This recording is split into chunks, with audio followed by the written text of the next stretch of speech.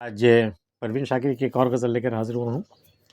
ایک سورج تھا کہ تاروں کے گھرانے سے اٹھا، ایک سورج تھا کہ تاروں کے گھرانے سے اٹھا، آنکھ حیران ہے کہ کیا شخص زمانے سے اٹھا۔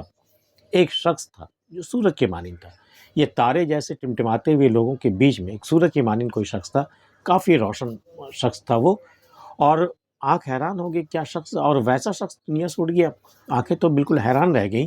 ایک سورج تھا کہ تاروں کے گھرانے سے اٹھا، آنکھ حیران ہے کہ کیا شخص زمانے سے اٹھا، اور کس سے پوچھوں تیرے آقا کا پتہ ہے رہوار، یہ علم وہ ہے نہ اب تک کسی شانے سے اٹھا۔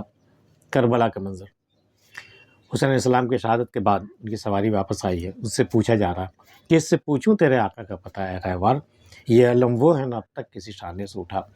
وہ جو حسین علیہ السلام جو علم لے کے گئے، جو پرچم لے کے گئے، ایمان کا پرچم جو لے کے گئے میدان کربلا میں، اور وہاں اتنی بڑی قربانی دی، میں اہل و عیال کے اتنی بڑی قربانی انہوں نے دین کی خاطر، ایمان کی خاطر جو انہوں نے دی ہے، یہ وہ علم ہے، یہ وہ پرچم ہے جو ان کے بعد کسی سے نہیں اٹھا۔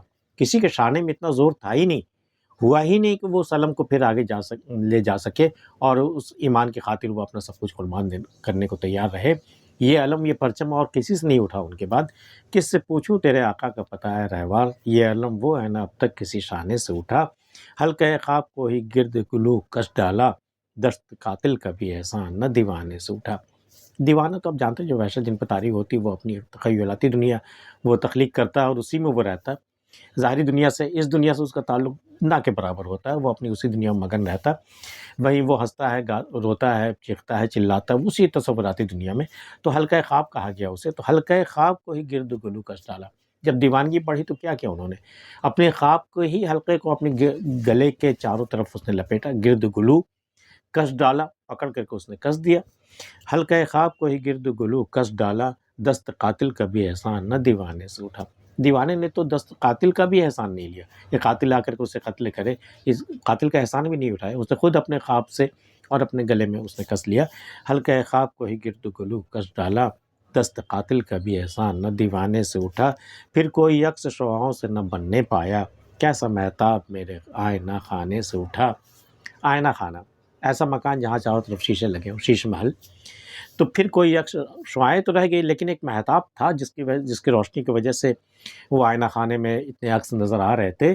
پھر کوئی عکس شعاعوں سے نہ بننے پایا، وہ مہتاب چلا گیا، شعاعیں باقی رہ گئی، لیکن شعاعیں جو ہے عکس نہیں بنا پائیں۔ پھر کوئی عکس شعاعوں سے نہ بننے پایا، کیسا مہتاب میرے آئینہ خانے سے اٹھا۔ میری زندگی سے ایسا کون سا شخص چلا گیا، کون تھا وہ چلا گیا جس کے جاتے ہی میرے سارے عکس جو ہیں وہ دھندلا گئے، مٹ گئے، کہ میرے آئینہ خانے میں جس قدر آئینے میں میرا ایک بھی عکس باقی نہیں رہا۔ پھر کوئی عکس شعاعوں سے نہ بننے پایا، کیسا مہتاب میرے آئینہ خانے سے اٹھا۔ کیا لکھا تھا سر محضر جسے پہچانتے ہی، پاس بیٹھا ہوا ہر دوست بہانے سے اٹھا۔ محضر، سر محضر، محضر مطلب اسٹامپ پیپر، قانونی باتیں جس پہ لکھی جاتی ہیں، جوڈیشل پیپر آپ کہہ سکتے ہیں اس کو، جو بالکل اس کی وہ طے شدہ ہوتی، تصدیق شدہ ہوتی ہے، وہ اس کی بات کو بدلا نہیں جا سکتا۔